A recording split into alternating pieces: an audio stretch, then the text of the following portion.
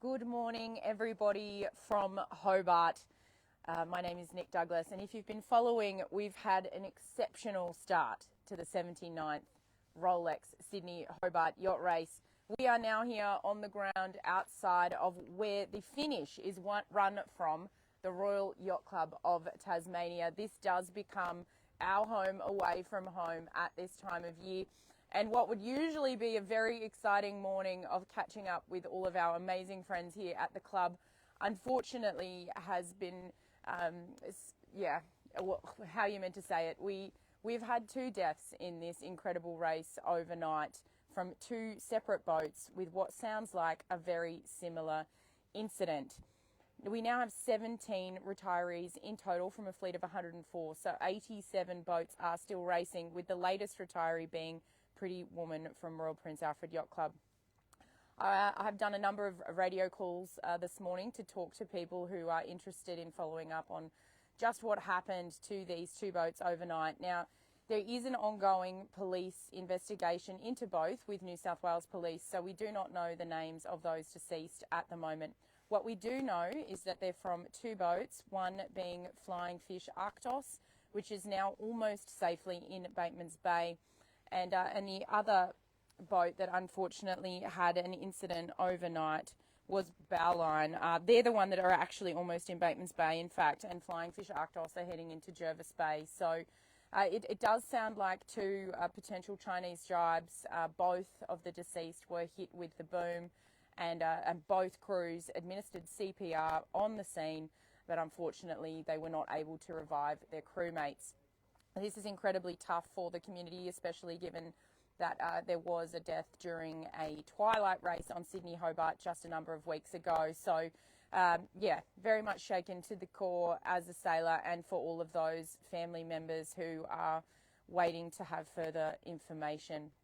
What we can report is that there are 87 boats still heading to here, where we are in Hobart, which is what the 79th Rolex Sydney Hobart is all about. But this is a stark reminder that you really are at the mercy of the elements when doing yacht racing. I think what most people have reported is that it wasn't as rough as other races that they've seen, but that the conditions were gnarly, especially with the sea state. It does sound like there's a bit of current flow potentially against the wind, but the southerly front hasn't actually hit the fleet yet.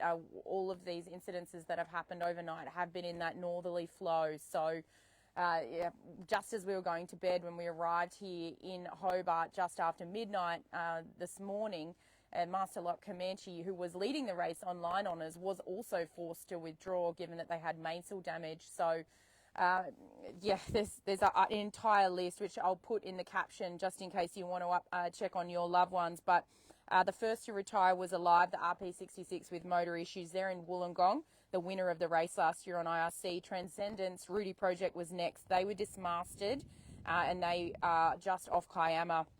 Ciao had steering issues. They're on their way back to Sydney. URM was dismasted. Talking to the crew, I actually spoke to the bow team and a number of others. It has actually snapped just above where the instruments are. And so they were having a great run pushing south. And it sounds like a lot of people were enjoying their ride south before some of these incidents occurred, and they're just devastated. They're in Eden.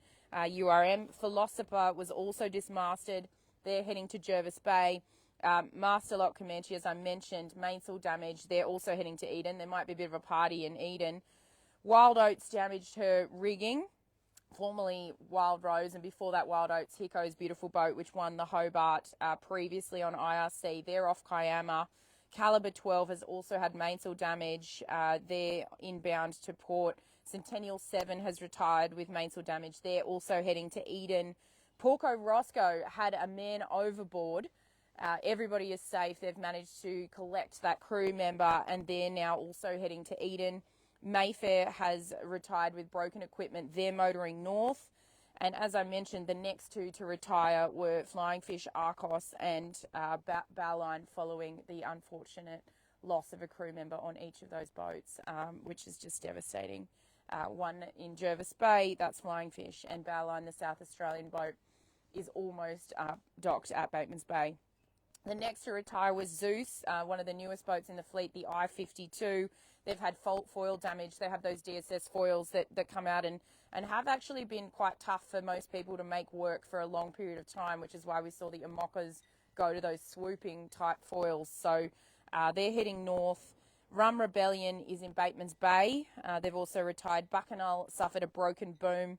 They're heading north. And Pretty Woman, as I mentioned, the latest with the headstay foil damage.